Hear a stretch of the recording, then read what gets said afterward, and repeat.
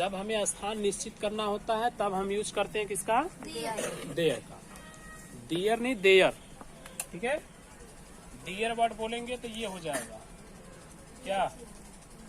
ये हो गया डियर और ये हो गया देयर। तो हमें यूज किसका करना है? देयर का करना है, इसलिए डियर वर्ड नहीं आना चाहिए। ओके, चलिए। तो हमने बोला कि हम देयर का यूज कहाँ पे करने वाले हैं? स्थान निश्चित करने के लिए। जब कभी भी हमें स्थान निश्चित करना हो जाएगा तो हम किसका यूज कर लेंगे? देयर। राइट है। दूसरी बात, जब हमें किसी वस्तु को निश्चित करना होगा, किसे? वस्तु को। तब फिर वहाँ हम देयर लगा लेंगे। स्थान आपको निश्चित करना हो या वस्तु निश्चित करनी हो, कुल मिला जुला के अगर मैटर हम बोले तो वस्तु में सब लोग आ गए, है ना। अगर किसी वस्तु को हमें निश्चित कराना है तो हम किसका यूज कर लेंगे? देयर का यूज कर लेंगे। पॉइंट ओके है। वस्तु निश्चित कराने का मतलब, जैसे एक राजा था। क्या था? राजा। एक राजा। हाँ। अब सोच के देखिए, तो एक राजा था तो कहाँ था? कहीं न कहीं तो स्थान ही रहा होगा, तो उसका एक हम स्थान निश्चित कराएंगे कि एक राजा। हाँ। चलिए, हमारी ये नहीं समझ में आ रहा है कि स्थान कैसे निश्चित होगा, तो हमारी ये तो जरूर समझ में आ रहा होगा ना कि एक वस्तु है। जैसे राजा था, कौन था? राजा। तो राजा वस्तु है कि नहीं, है ना? अकॉर्डिंग टू फिजिक्स वस्तु है। तो जब ये एक वस्तु है तो हमें इसको क्या करना है? फिक्स करना है। यानी एक राजा था, तो एक राजा था तो कहाँ था? महल में था। अपने महल में था। जरूरी तो नहीं है कि अपने महल में ही था, बट हमें ये जरूर पता है कि एक राजा, यानी एक राजा था। हमें ये बात क्लियर कर देनी है। अब कहाँ था इससे मतलब नहीं है, बट ये पता हो गया ना कि एक वस्तु है तो वह वस्तु है। जैसे बोला नदी में पानी है। क्या बोला? नदी में पानी। पानी कहाँ है? नदी में। तो पानी, तो पानी को हमें क्या करना है? यहाँ फिक्स कराना है क्यों नदी में है। हो गया। जैसे बोला लड़का कक्षा में है। कौन? लड़का। कक्षा में। तो कक्षा में कौन है? लड़का। तो हमें तो अच्छे से पता है कि लड़का कक्षा में है, तो लड़का कक्षा में है, ये हमें फिक्स कराना है। यहाँ पे बात समझ में आ गई? मतलब उसके स्थान को हम क्या कराएंगे? निश्चित कराएंगे। जैसे बोलेगा चाय है। क्या है? चाय है। ये तो हमें पता है कि चाय है। अब इस चाय को हम क्या कराएंगे? निश्चित करा देंगे कि चाय है वास्तव में। करेक्ट। चाय ले लो, चाय। तो इसको अब जैसे बोला मैदान में गाय है। क्या? गाय है। मैदान में गाय है। तो गाय किधर है? मैदान में। तो हमें उसको क्या कराना है? निश्चित कराना है। मतलब उस जगह को हमें वहाँ पे दिखा देना है अच्छे से। करेक्ट है। जैसे अन्य किसी सेंटेंस को बोलते हैं, कुछ भी बोल सकते हैं। शेर जंगल में है। क्या? शेर। तो हमें अब शेर को क्या करना है? फिक्स कराना है कि भाई तुम जंगल में हो। करेक्ट है।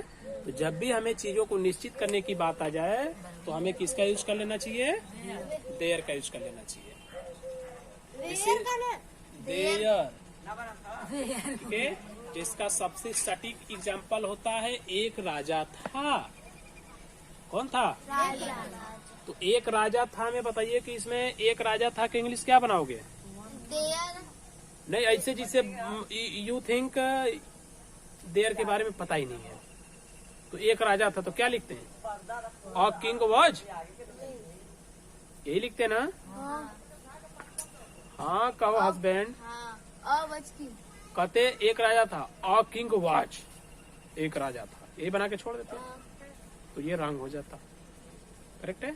एक राजा था मतलब इसको हमें अब फिक्स कराना है कि राजा थे या नहीं, जो भी रहे।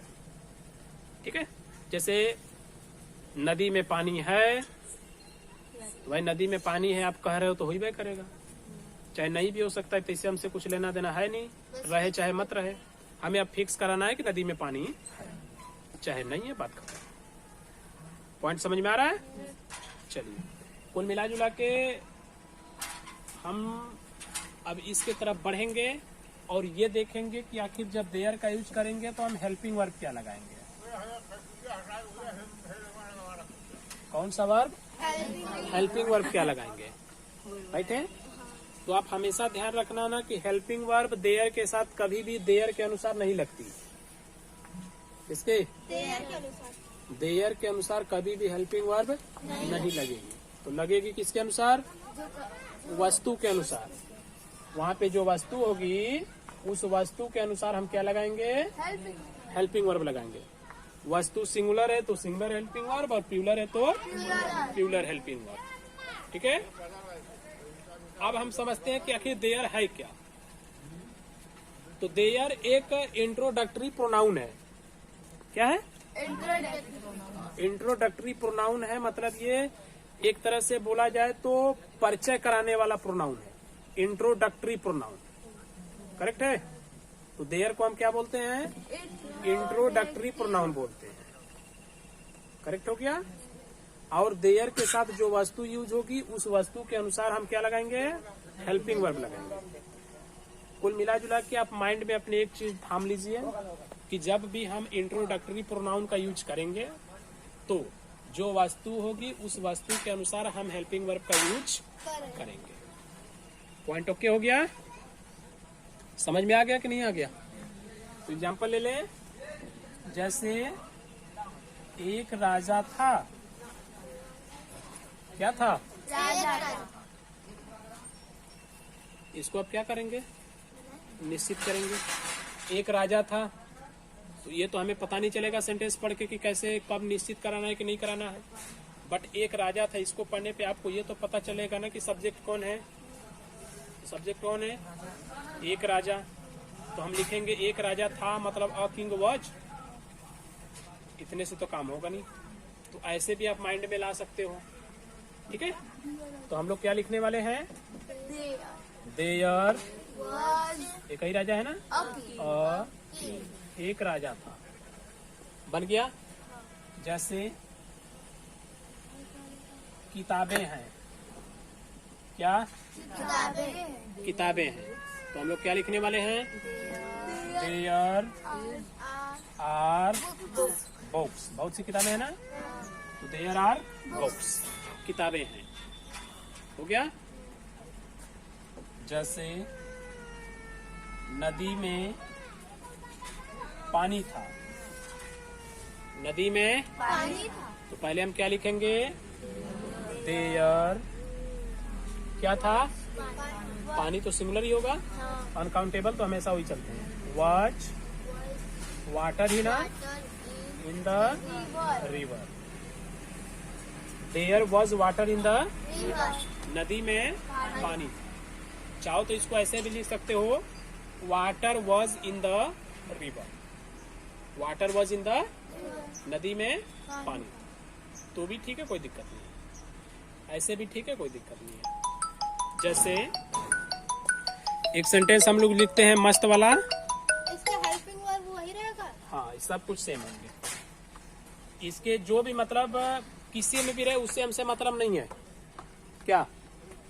किसी में भी हमको उससे मतलब नहीं है। मतलब बस ये है कि उसका जो सब्जेक्ट था ना वो कैसा है या किस टाइप का है। तो जिस टाइप का सब्जेक्ट होगा बस उसी टाइप से हम लगा के हट जाएंगे। क्लियर है? जैसे मान लीजिए हमने लिखा रोहित है। कौन है? रोहित है। तो क्या लिखना है यहाँ पे? देयर इज रोहित, यानी रोहित है। पर क्या? अब अगर मान लीजिए हमें लिखना है कप में चाय नहीं है। क्या लिखा? कप में चाय कप में चाय नहीं। तो हमको सबसे पहले इसको क्या कराना पड़ेगा? देयर देना पड़ेगा ना। मतलब देयर, उसके बाद इज है, क्या नहीं है? चाय नहीं है। चाय। तो चाय काउंटेबल क्या अनकाउंटेबल? अनकाउंटेबल। अनकाउंटेबल में नॉट नहीं लगाते, नो। नो लगाते हैं, हाँ। क्योंकि अनकाउंटेबल की हम गिनती नहीं कर सकते, इसलिए अनकाउंटेबल में नहीं के इंग्लिश क्या लगाएंगे? No. No. Means there is no. No tea. Tea. कहाँ? In the cup. In the cup. तो there is no tea in the cup. यानी कप में चाय नहीं है। करेक्ट है। यहाँ पे एक चीज का हमेशा आप ध्यान रखना कि नहीं वर्ड जब भी आएगा ना अनकाउंटेबल के साथ, इसके साथ अनकाउंटेबल। तो तुरंत वहां पे हम क्या यूज करेंगे? नो यूज करेंगे। ओके। और कोई सेंटेंस ऐसे बना लेंगे अब, जैसे सूर्य आकाश में है। क्या? आकाश। ये दो तरह से बनेगा। पहले देयर से बनाते हैं। क्या लिखेंगे? देयर इज क्या है? वो थोड़े क्या है पहले? सूर्य। There is the sun in the sky. In the sky. यानी सूर्य आकाश में। है। इसको आप चाहो तो डायरेक्ट बना सकते हो, the sun is in the sky. Correct है। मतलब कुछ ऐसे सेंटेंसेज होंगे जिनको हम डायरेक्टली बना सकते हैं और उन्हीं को हम देयर से भी बना सकते हैं, उसमें कोई बाउंडेशन नहीं होता। लेकिन सबसे ज्यादा बाउंडेशन पड़ेगा कब? जब आपको इस तरह का सेंटेंस दिया जाएगा तब, जिसमें निश्चित नहीं किया जाएगा तो आपको निश्चित कराना पड़ेगा। पहली पॉइंट है। दूसरी पॉइंट आपको यह है कि अनकाउंटेबल के साथ नहीं वाला ध्यान रखना पड़ेगा। ओके। चलिए अच्छा से नोट करिए इसको। सर डायरेक्टली वाला कौन सा डायरेक्ट? मुझे सूर्य आकाश में है तो लिखेंगे दी सन इज मतलब है इन द स्काई। आकाश में जैसे पहले का सब बनता था वैसे ही बन जाएगा। इंट्रोगेटिव में जैसे देख लीजिए, ये बालक इधर देखो, क्या पानी है? क्या बोला? क्या पानी है? तो ये मानिए कि पानी है, तो पानी है कि इंग्लिश क्या बनाएंगे? There is water. तो क्या है? तो शुरू में इज आ जाएगा, फिर देयर वाटर क्वेश्चन मार्क। शुरू में क्या आता तो हेल्पिंग और लगाते हैं ना, तो बन गया सीधे सीधे। अब बनेगा कोई भी हो सब ऐसा ही कन्वर्ट करेंगे, जैसे सारा का सारा किए थे वैसे ही इसको करना, कुछ नया नहीं करना है। ओके।